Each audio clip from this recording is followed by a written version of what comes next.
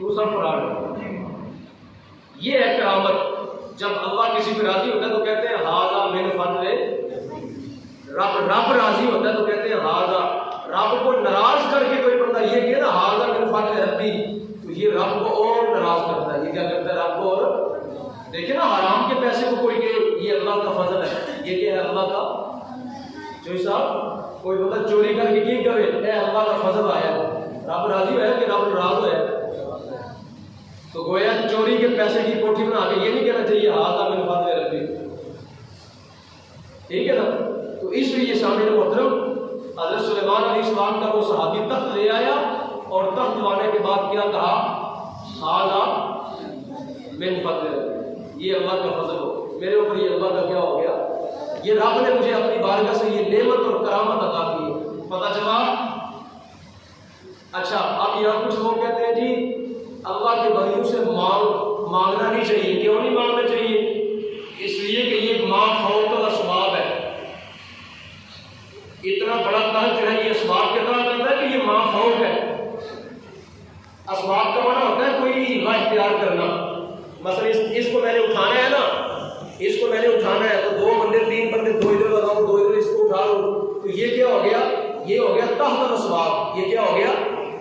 میں نے اسباب اختیار کیے تو اس کو میں نے اٹھا لیا. اور اگر اللہ کا یہاں کوئی ولی بیٹھا ہو کوئی اشارہ کرے اس کو یہ اٹھ جائے، اس کو کہتے ہیں ما فوق الاسباب. اس کو کیا کہتے ہیں؟ ما فوق. بغیر سبب کے یہ کام ہو گیا، بغیر سبب کے یہ کام ہو گیا.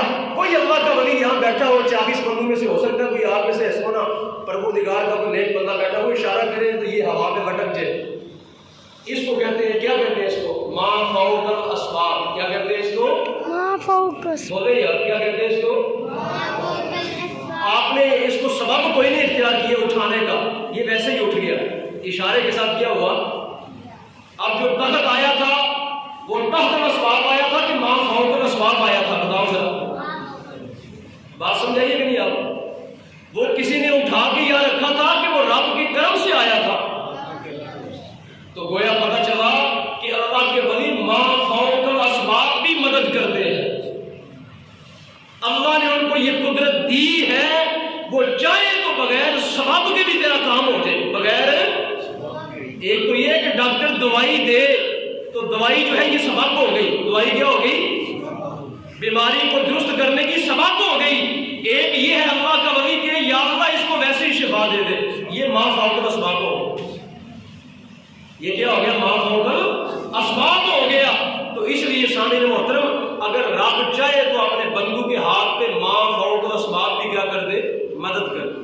اب لوگ کہتے ہیں نہیں جی ایاک نعبد و ایاک نستعین کا معنی یہ ہے ہم رب سے ہی مدد مانگتے ہیں. اور خدا کے بندے جو سلیمان علیہ السلام کے صحابی نے مدد کی تھی وہ خدا نہیں کی تھی، وہ کس نے کی تھی؟ بتاؤ. وہ خدا سے دور تھے، وہ خدا کے اپنے تھے، اور خدا نے چاہا کہ میرے بندے کی قدرت، میرے بندے کی کرامت کا اظہار ہو جائے، میرے بندے کی کرامت کا اظہار ہو جائے. اور رب نے یہ چاہا کہ اس بندے کو دیکھ کے میں لوگوں کو یاد آ جاؤں کہ جب یہ بندہ اتنا کامل ہے تو اس کا رب کتنا کامل ہوگا.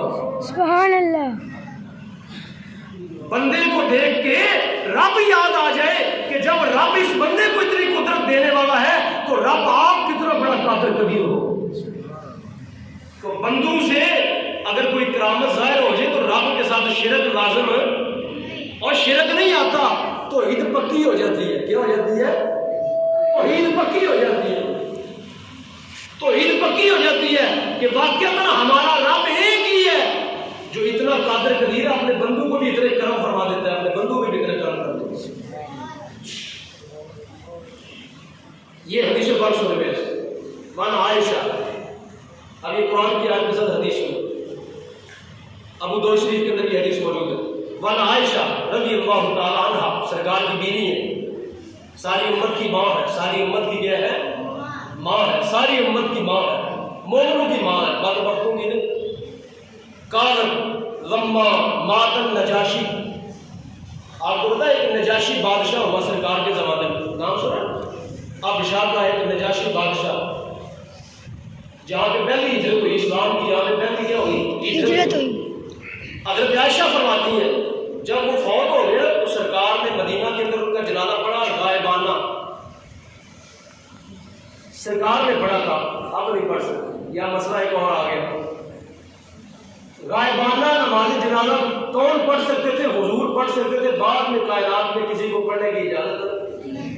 آج وہ کوئی ڈرامہ بنا رکھا ہے شہر میں, جب بھی مرتا ہے کوئی اسلام آباد میں یا جنازے شروع کر دیتے. اور بد وقت تو جنازہ ہوتا ہے آخر میت کا. جنازہ کس کا ہوتا ہے؟ اور رہا کہ رسول کریم نے کیوں پڑھا, تو رسول کریم کی خصوصیت ہے. رسول کریم کی خصوصیت ہے جو کام, کئی کام ہے جو حضور نے کیے لیکن تمہارے لیے کرنے کو جائز ہے. سرکار نے 11 شادیاں کی, تیرے لیے تو جائز نہیں ہے. وہ حضور کی کیا ہے؟ خصوصیت ہے. سرکار کی کتنی بیویاں تھیں؟ 11. تم کر سکتے نہیں. پتہ چلا کہ حضور کے لیے جائز تھا, تیرے لیے جائز نہیں ہے.